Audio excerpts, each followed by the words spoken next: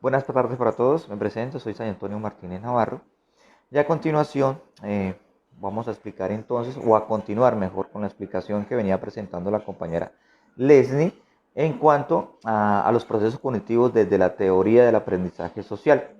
La compañera Leslie queda en el tema de autoeficiencia, entonces por ende vengo a empalmar con la autorregulación, entendiéndose la autorregulación como aquella capacidad de controlar nuestros impulsos ante cualquier situación, dependiendo del índole y del enfoque donde lo estemos viendo. Todos los individuos pueden tener una influencia directa, una reacción a algo que nosotros, diferentemente de lo observado, de lo escuchado, de lo analizado, y después de pasar por un proceso de interpretación, es donde nosotros vamos a tener esa respuesta, como es conocido como la autorregulación. Para el señor Bandura existen 3 pasos para poder enfrentar este concepto, y el primer paso es la autoobservación, que es lo que veníamos diciendo, puesto que no solamente cuando decimos autoobservación quiere decir naturalmente la vista, sino que también encontramos otros procesos cognitivos como la escucha o de pronto la parte sensorial, puesto que nosotros no sabemos cómo vamos a reaccionar cuando usted de pronto se toma una bebida caliente. Entonces nuestro cuerpo cómo va a reaccionar, entonces vamos a tener la capacidad de autorregularnos. Si de pronto vamos a salir con una grosería o de pronto pues ahí en silencio pues vamos a guardar el quemonazo, ¿no? El juicio ya viene después de la etapa de la observación, cuando nosotros ya en ese proceso de haber pasado, de haber observado, de haber mirado, de haber escuchado, vamos a analizar qué fue lo que pasó.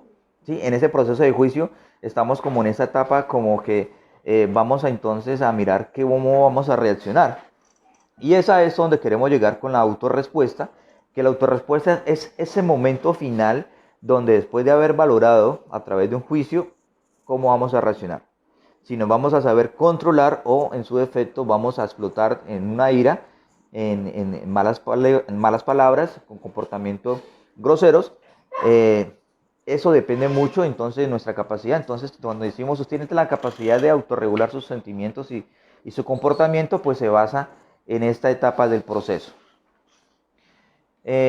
Pasando con el pensamiento crítico, pues tenemos que ir mucho tiempo atrás, inclusive desde el Homo sapiens, porque el Homo sapiens, aunque la especie, nadie le decía piense, haga esto, pues que por obvias razones la comunicación era muy poca, pero ya la persona simplemente con el deseo de sobrevivir, y no tanto el deseo, sino la capacidad de sobrevivir, entonces ellos iban a pensar, lo hacían aunque ellos sabían, o sea, lo hacían por instinto, es la palabra más que todo para una supervivencia, pero ellos no sabían que estaban pensando en su momento. A diferencia de hoy en día, pues que manejamos los diferentes conceptos. Y entonces es así como decimos que el pensamiento humano posee 2 grandes estrategias, que una es la cognitiva y otra es la metacognitiva. Cuando hablamos de estrategia cognitiva es todo aquello en el entendido que son operaciones que se puede adquirir para recuperar diferentes tipos de conocimientos. Es ahí donde entonces entra la lectura, las imágenes, la escritura, el dibujo, todo lo que podemos representar para poder interpretar una idea. Y también tenemos las metacognitivas, que nos habla de la estrategia no simple y conglomerada de habilidades, reglas y hábitos. Entonces aquí es donde encontramos la capacidad de razonar, la capacidad de tener, de decidir entre sí, entre el no, entre lo bueno y lo malo, hablando de lo ética y de lo moralmente. También hablamos de unas habilidades ejecutivas donde se podría planificar, controlar, también nos dicen que podemos controlar y revisar las estrategias empleadas para poder aplicar entonces el control a desarrollar.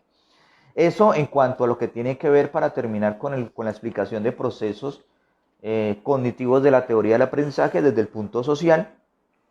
Y a continuación pues vamos entonces a empalmar con el tema que me compete, que es la relación entre el pensamiento y el lenguaje según el señor Jean-William Fred Piaget. El señor Piaget sostenía que el lenguaje depende del aprendizaje de otro medio para su desarrollo. Es decir, que yo no voy a hablar, yo no voy a expresarme, yo no voy a comunicarme si obviamente no participa en los procesos cognitivos, porque si yo no entiendo, no comprendo una idea, pues obviamente no voy a tener la capacidad de expresarla. Y si no la puedo expresar, no me puedo comunicar. Y si no me puedo comunicar, pues las demás personas tampoco me pueden entender. El señor Piaget pues pone en práctica esta teoría del proceso cognitivo y lo aplica en su mayoría de trabajos, lo aplica a niños, a menores de edad temprana.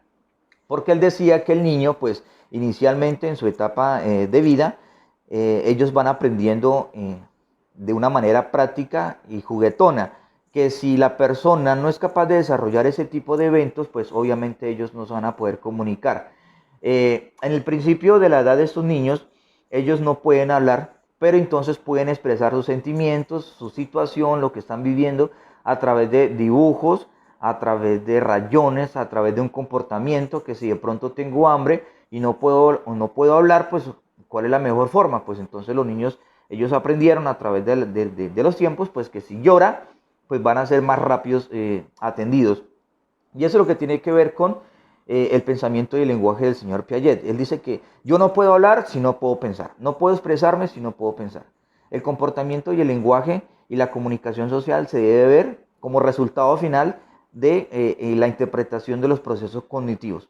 Atrapar la idea, manejarla, darle un juicio y poder expresarla. Muchas gracias.